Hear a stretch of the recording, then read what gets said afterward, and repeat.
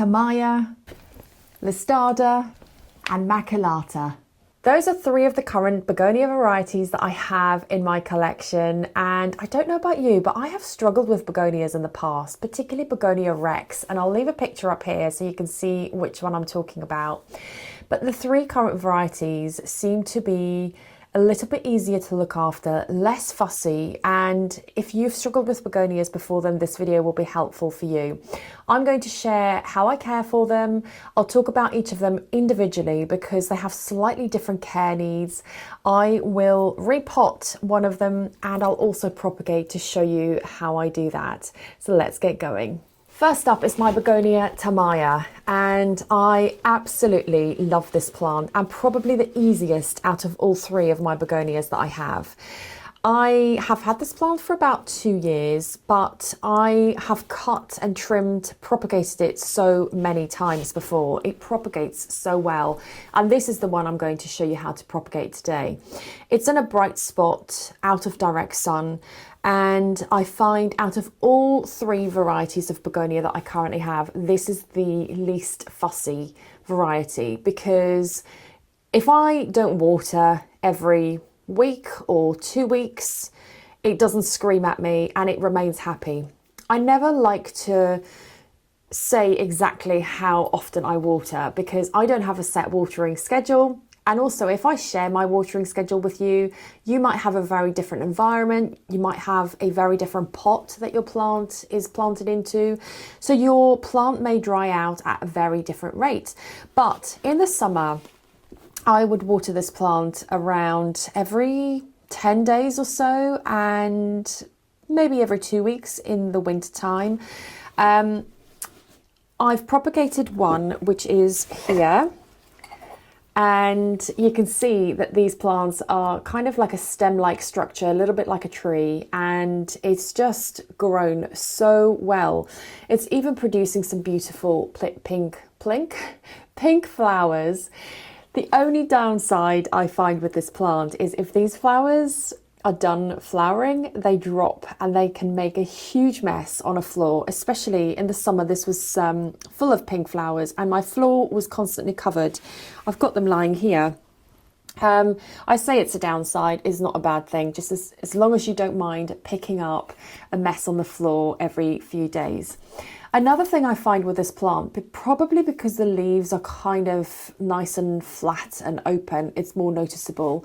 It does accumulate quite a lot of dust. So it's a good idea to dust the plant regularly so that the plant can photosynthesize and get necessary energy and resources from the sun, but also to eliminate pests to potentially try and make a home on the leaves, on the top or the bottom of the leaves.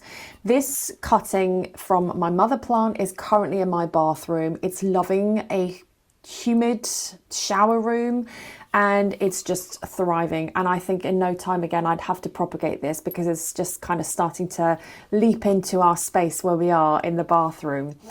Some common problems with Begonia Tamaya could be some brown crispy edges, could be because it's getting too much sun or perhaps not enough humidity. Leaves falling off could be due to overwatering. One really important thing that I would recommend if you water your plant, especially begonias that could potentially be susceptible to root rot. If you water your plant in a decorative pot, either take the plastic pot out and let all that water drain through and then place it back. Or if you do water when it's in the decorative pot, make sure to throw away all of the water that's accumulated in here, just so it doesn't accumulate at the bottom. And then your plant sits in that water and it could cause root rot and kill your plant. Absolutely love these plants. And before I carry on to my other two begonia varieties, let me show you how I propagate one of them. I'm just going to grab my secateurs over here. If you've seen my previous videos before, you'll know that I have a project locally in my community. It's called Grow for Schools, and I propagate 5 plants each month. I allow my local community to nominate their chosen school. I pick the school at random, and then the school receives 5 plants in pots. I'll leave a picture up so you can see what it looks like for their wellbeing room, for students who spend time in the wellbeing room for their mental health, for them to enjoy the plants. I just wanted to inject a bit of greenery into a space where children go when they're having a tough time. And I just think nature, and being surrounded by nature, having a purpose perhaps to look after another living thing, repotting, touching earthy soil, the smells that nature can bring is hugely beneficial for our mental health. So that's just my bit for the community that I do. But this plant is always on top of the list of plants that I gift to a school because they're so easy to look after. And I know that teachers don't have a lot of time to care and to faff around with plants, and neither do the students. So these plants are really easy to look after, and they are such a favourite because they are always in bloom. I get some pictures from the schools and these plants are always in bloom. So it just shows you how easy they are to look after.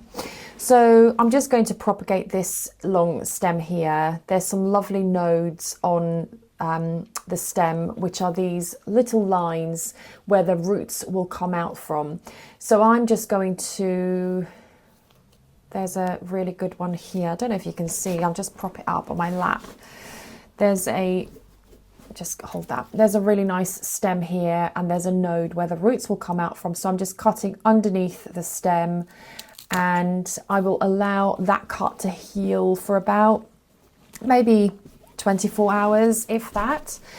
And you'll notice that cut kind of closing in, and that's it callousing over and healing before placing it in water.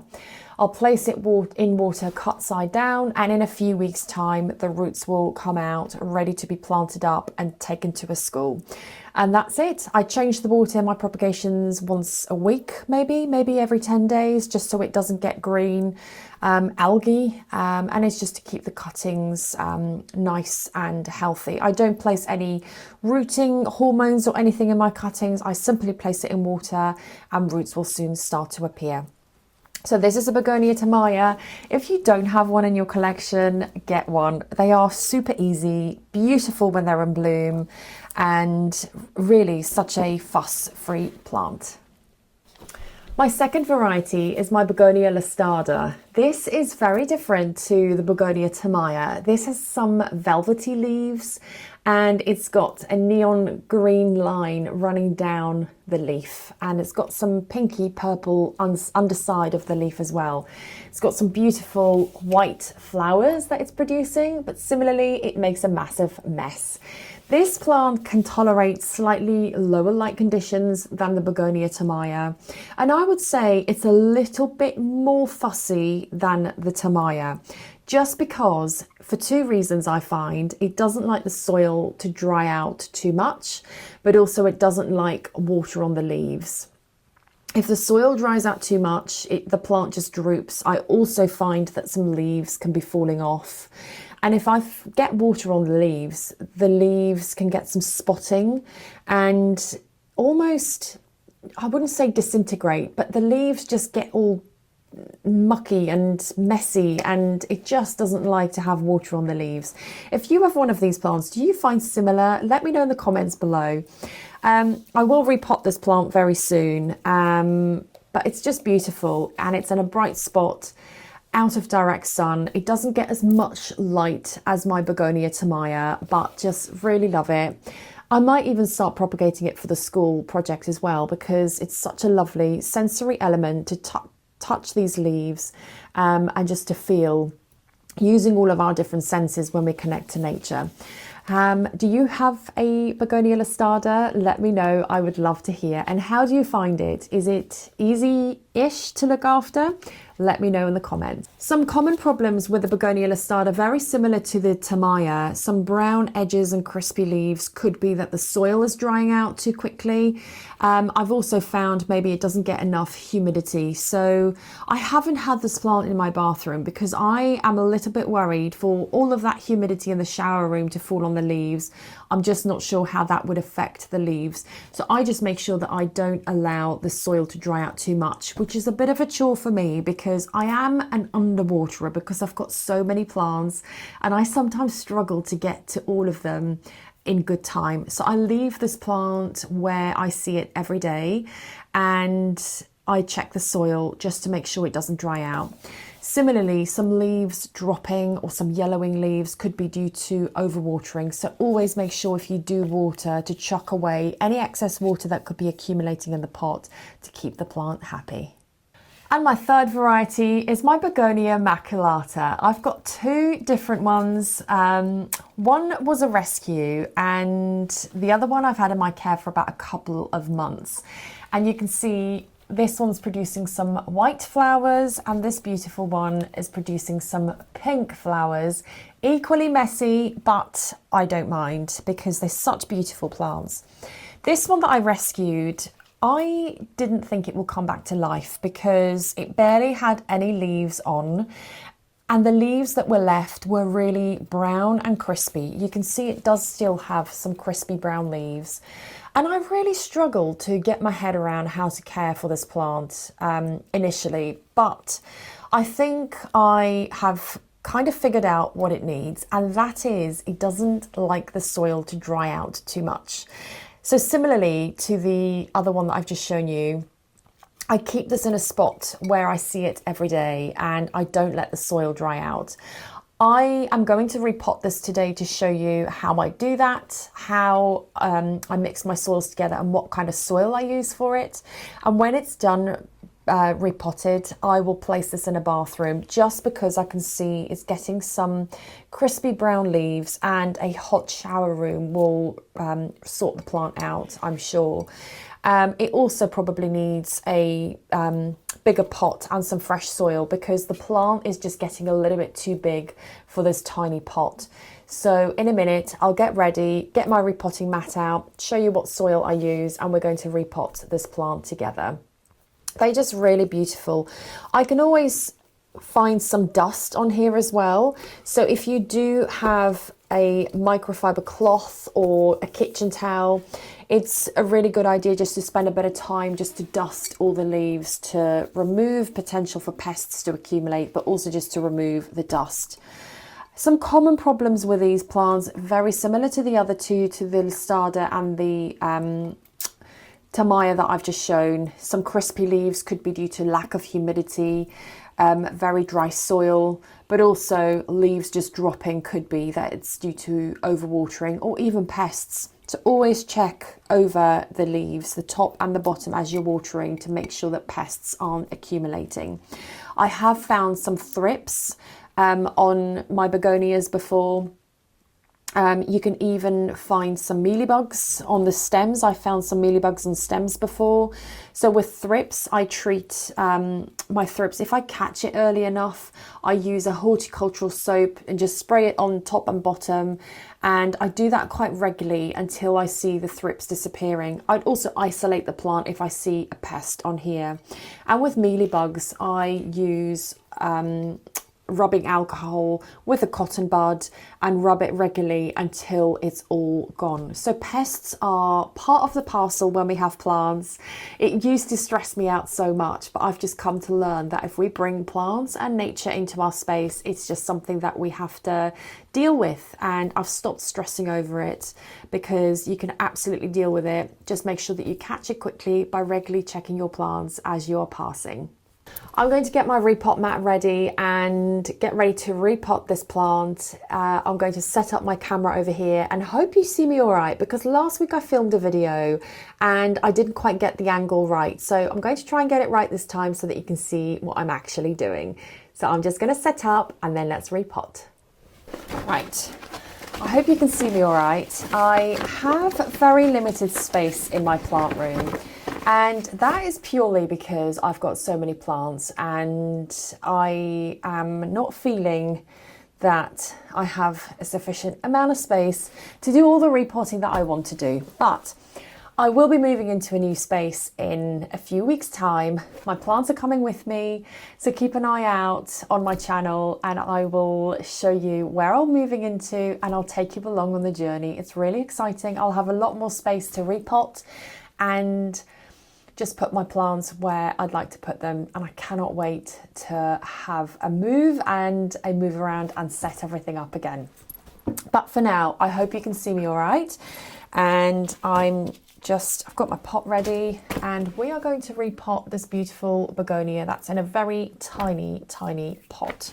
It currently has a bamboo stick in the middle just to provide extra support. So as you can see, it's kind of gone all floppy. I've also got these Velcro tapes on here. If you've not used these Velcro tapes before, they are super helpful, especially for bigger plants. I put some plants into clients' offices on a regular basis and I often receive these huge monstera, but they've got the wire kind of wrapped around the stem and wrapped around the choir pole, and it just damages the plant. So when I repot, I always use the Velcro tape because it's just such a better option for the plants and much easier just to control and take on and off. Anyway, I'm going to remove this old soil. So I've just had to reposition everything because my camera stopped working and I didn't get a notification of it, but hopefully you can see me all right. The angle might look a little bit different, but I was just removing the soil from this plant so I can repot it. And it's always a really good idea to check the roots before popping your plant into a new pot. These roots, I'll give you a bit of a close up. It's looking really nice and plump and healthy. It's not pulling away from the base. It's not smelly, it's not rotten. So these are some healthy roots. Always a good idea to look out for healthy roots. So the soil I use for my begonias are the same for all of them. I use a soil base and I mix some of my own elements to it because I find the soil bags in garden centres or shops just a little bit too dense, and I like mixing my own elements to it. So I mix a bit of bark for extra humidity and drainage, just creates a nice chunky mix. I add some perlite for some extra drainage as well. I've got some worm castings in here, which is a slow release natural fertilizer. And I have some coco coir, which is the outer shell of a coconut, and it just aerates the soil really nicely. And I will place this plant in a bathroom when I'm done, but just because the temperature has changed in my plant room a little bit and I can see the fussy side of this plant coming out and it's probably needing a bit of humidity. So the shower room will do it really well because it's got some crispy tips. I'll give it a really nice drink. I will fertilize it because it's still growing really well, even though we're into autumn. But I just think as soon as they're repotted, they just look a lot healthier and happier in their new pots. I'm going to put the stake back in and pop my Velcro tape in just to support the plant up. And it's as easy as that. Let me clean all this up and then we will finish off.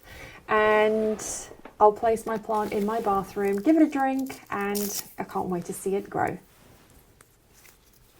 I hope you can see me all right. I've just put my camera back again. But those are my 3 varieties of begonia that I find easier than some of the other ones that I have had.